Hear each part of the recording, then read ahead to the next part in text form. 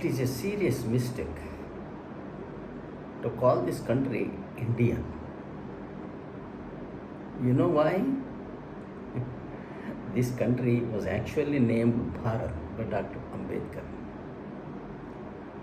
The very first article of the Constitution declared India, that is Bharat, shall be a union of states. India, that is Bharat. In India, that is Bharat, India is a referring word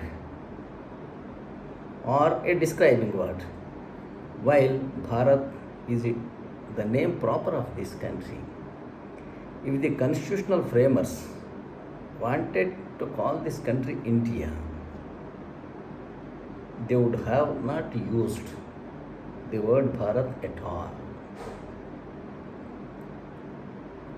India, as it was called once, was a vast area ruled by the British people,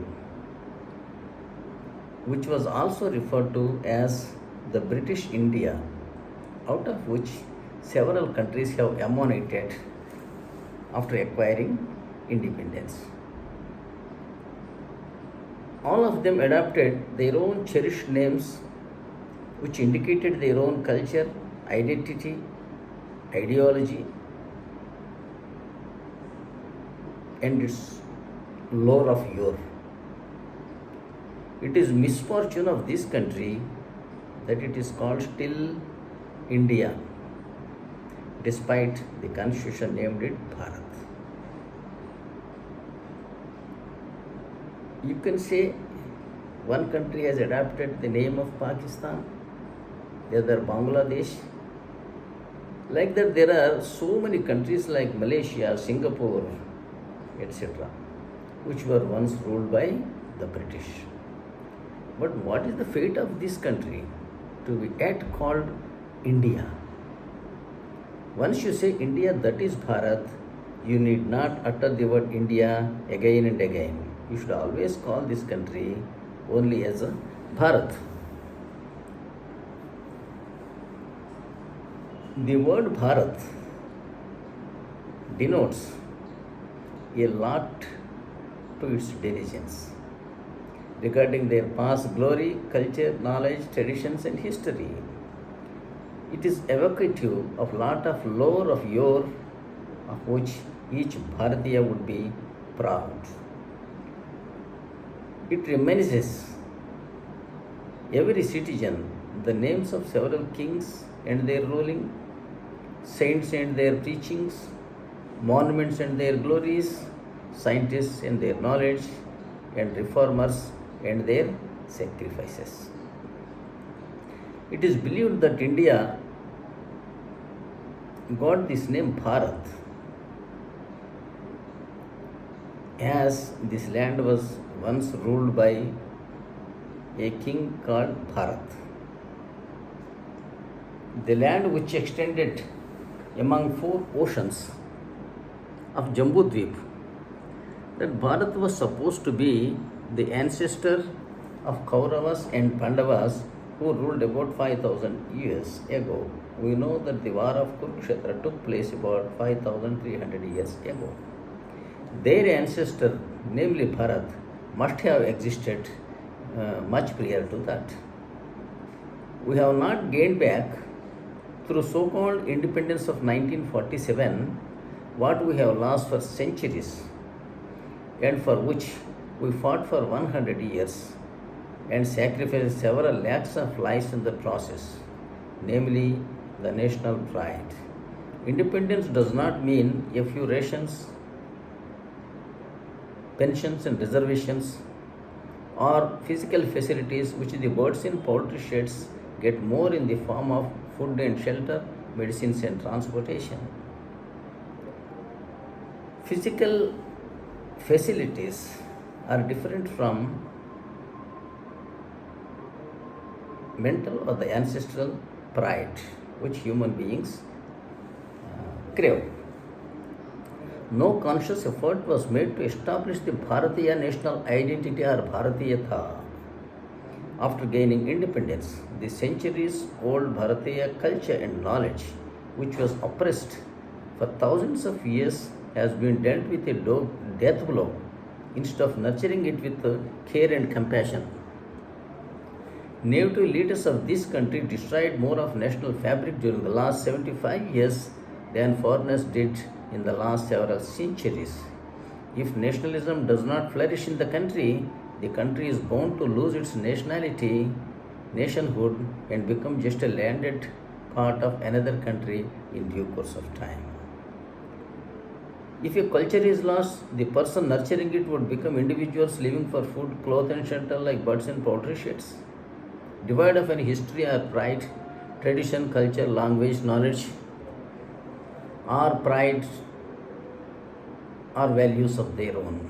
Thus, Bharat will not be a nation if there is no fraternity and individual dignity in it as enshrined in the preamble.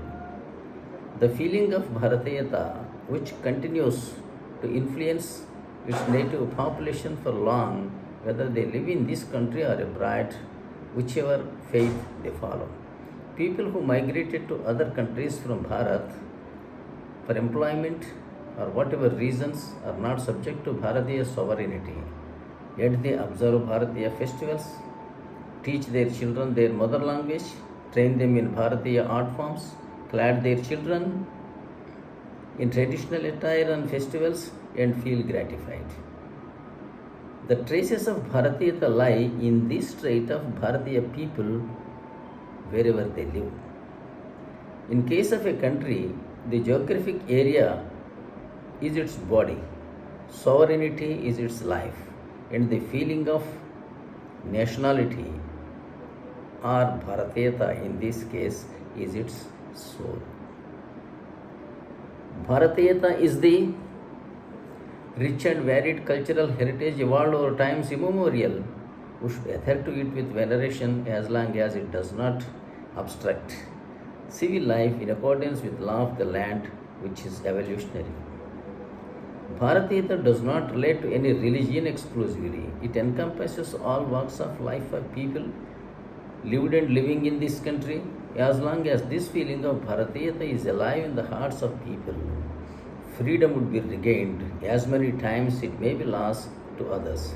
If such feeling is not nurtured in the hearts of people, there would be no freedom struggles anymore in future, even if freedom of the country is lost. Whoever are in whichever faith, they should honor the ancient glory, culture, traditions, text, and knowledge of ancient Bharat because it is this characteristic that distinguishes the country and every inhabitant in it from the rest of the world. Beliefs, principles, and practices being uniform to a great extent vindicate that all religions emanated from the same basic knowledge, principles, and practices at different parts of the world during different times. Religious and social practices vary to some extent because they flourished in different parts of the world where the languages, weathers, foods, and some existing practices specific to each race and region varied. This is also the way other societies in the world look at Bharatiyas. A person's religion may be changed in a split second if his faith changes, but his nationality cannot change at his choice. As such, every Bharatiya should strive to achieve value in the name of his nationality. Religions are imaginary and fragile.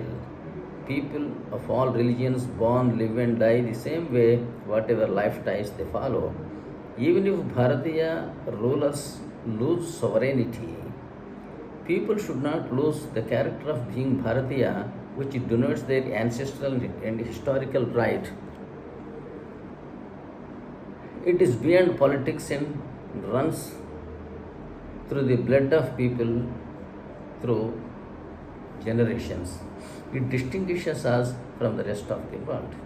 It is for the citizens of a state to protect and enhance values for their nationality, whether a culture remains alive through centuries of vagaries of war and aggressions, social and political, depends upon the integrity and ability of the members consisting in that culture. Thank you.